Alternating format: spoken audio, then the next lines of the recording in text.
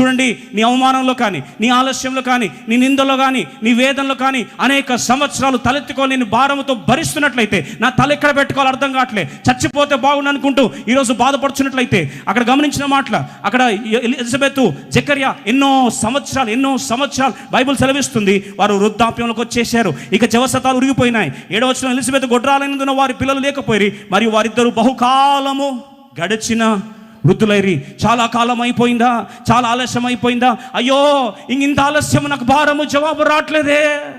ప్రియ సోదరి సార్, ఒక మాట చెప్పాలని ఆశపడుతున్నా. ఈరోజు నీ జీవితంలో ఆలస్యం ఎందుకు అవుతుంది తెలుసా? You know why God is delaying in your life? అందరూ ఒకెత్తు, నువ్వొకెత్తు.